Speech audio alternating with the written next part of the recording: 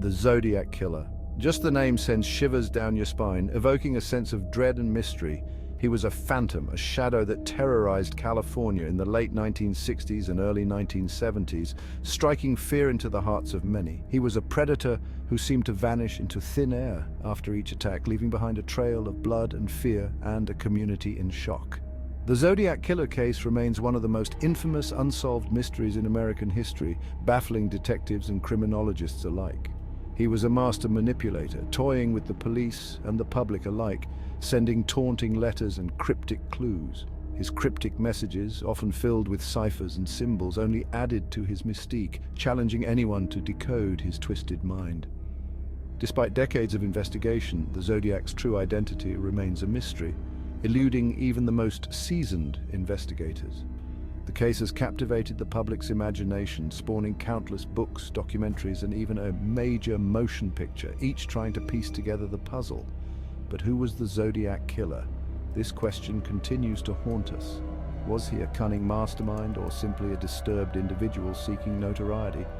Theories abound, but certainty remains out of reach. The answers, like the man himself, remain elusive, hidden in the shadows of history. The Zodiac's reign of terror began in December 1968 with the brutal shooting of two teenagers in Benicia, California. This marked the beginning of a series of horrifying events that would grip the region in fear. David Faraday and Betty Lou Jensen were on their first date, parked at a secluded lover's lane when they were suddenly attacked. The peaceful night turned into a nightmare. David was shot in the head at close range, a single bullet ending his life instantly, while Betty Lou was shot 5 times as she tried to flee in terror. The scene was chaotic and tragic. The next attack came in July 1969 at Blue Rock Springs Park in Vallejo. The killer's pattern was becoming more evident and the fear in the community was palpable. Darlene Ferrin and Michael Mageau were sitting in their car enjoying a quiet evening when a man approached them and opened fire without warning. Darlene was killed instantly, her life cut short in a moment of violence, while Michael survived despite being shot multiple times. His survival was nothing short of miraculous. A month later, the killer struck again, this time targeting a couple at Lake Berryessa in Napa County. The serene setting was shattered by the sudden attack. Cecilia Shepard and Brian Hartnell were enjoying a peaceful picnic when a man wearing a hooded costume approached them menacingly. The tranquility of the day was destroyed. The man bound and stabbed the couple repeatedly, leaving them for dead.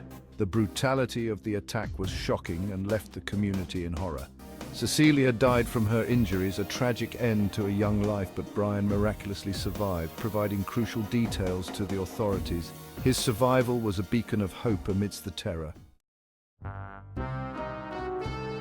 The Zodiac Killer was notorious for his cryptic messages, often sent to newspapers in the San Francisco Bay Area.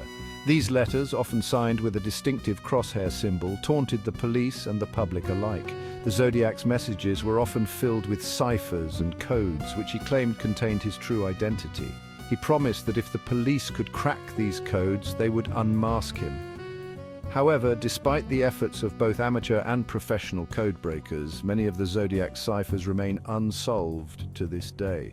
One of the most famous ciphers, known as the 340 cipher due to its 340 characters, was finally cracked in 2020 by a team of amateur codebreakers. The message, while chilling, did not reveal the Zodiac's identity, instead offering more taunts and riddles. Over the years, hundreds of potential suspects have been investigated in connection with the Zodiac Killer case. Some of these suspects were ruled out based on alibis or lack of evidence. Others, however, remain tantalizingly close, their potential involvement shrouded in mystery. One of the earliest and most prominent suspects was Arthur Lee Allen. Allen was a former schoolteacher with a history of violence and a fascination with codes and ciphers. He also matched several details provided by witnesses, including a distinctive wristwatch and a size 10.5 shoe size. Another suspect, Ross Sullivan, worked at the library where one of the Zodiac's letters was mailed. Sullivan also bore a striking resemblance to a police sketch of the Zodiac and was known to wear military-style boots similar to those worn by the killer. Section 5. The case for Arthur Lee Allen, a familiar face. Arthur Lee Allen remains one of the most investigated and debated suspects in the Zodiac killer case. While never formally charged, Allen was the subject of numerous search warrants and police interviews. Several pieces of circumstantial evidence linked Allen to the crimes. He owned a Zodiac brand watch, similar to the one worn by the killer. His handwriting bore similarities to the Zodiac's writing, and he was known to use phrases found in the Zodiac's letters. However, despite the compelling circumstantial evidence, no concrete physical evidence ever directly linked Allen to the murders. Fingerprints and DNA samples collected from Allen did not match those found at the crime scenes. Section 6. New evidence, new suspects. The investigation deepens. In recent years, advancements in DNA technology and the emergence of new evidence have breathed new life into the Zodiac killer investigation. One promising avenue of investigation involves the use of familial DNA searching.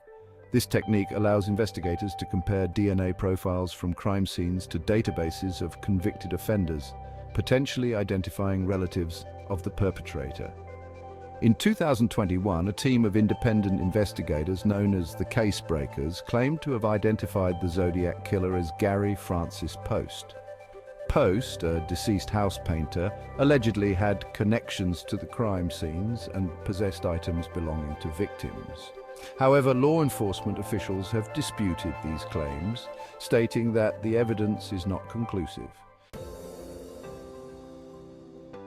Section 7. DNA technology, a glimmer of hope. DNA evidence has revolutionized criminal investigations, and the Zodiac killer case is no exception. While early attempts to extract DNA from the Zodiac's letters proved inconclusive, recent advancements in technology offer renewed hope. Forensic scientists are now able to extract DNA from degraded samples, such as the adhesive found on the back of stamps.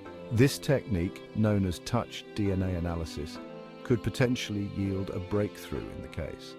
However, even if a DNA profile is obtained, it will only be useful if it can be matched to a known individual or entered into a DNA database.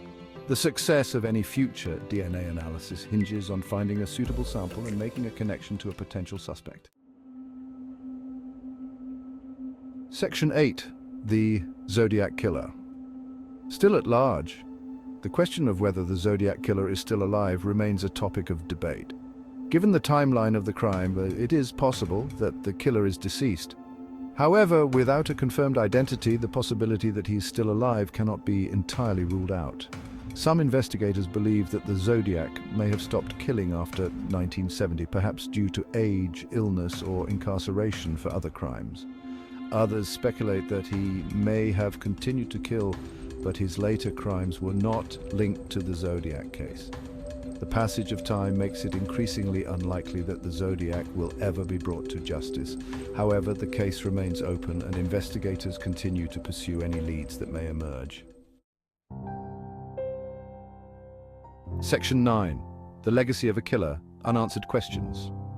The Zodiac killer case continues to fascinate and frustrate in equal measure. Despite decades of investigation, the killer's identity and motives remain shrouded in mystery. The case serves as a chilling reminder of the darkness that can lurk in the shadows and the enduring power of unanswered questions. The Zodiac's crimes left an indelible mark on the San Francisco Bay Area, instilling fear and paranoia in a generation. The case also exposed the limitations of law enforcement at the time and the challenges of investigating a cunning and elusive adversary. Even today, new theories and potential suspects continue to emerge, each offering a tantalizing glimpse into the mind of a killer.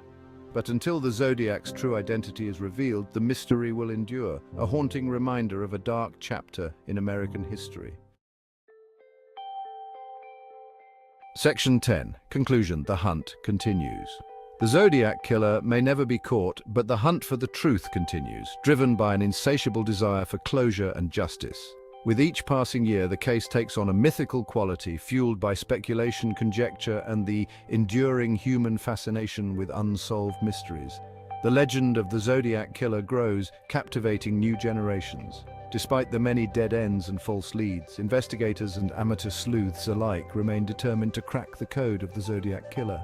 Their relentless pursuit is a testament to their dedication and hope. The case stands as a testament to the power of human persistence, the enduring allure of the unknown, and the unwavering belief that even the most baffling mysteries can be solved. It is a symbol of our quest for truth. Perhaps one day, through a combination of scientific advancements, dogged detective work, or a stroke of luck, the world will finally learn the true identity of the Zodiac killer. The answer may be closer than we think. Until then, the mystery will endure, a chilling reminder of the darkness that can lurk beneath the surface of even the most seemingly idyllic communities. The hunt continues, and so does the hope for answers.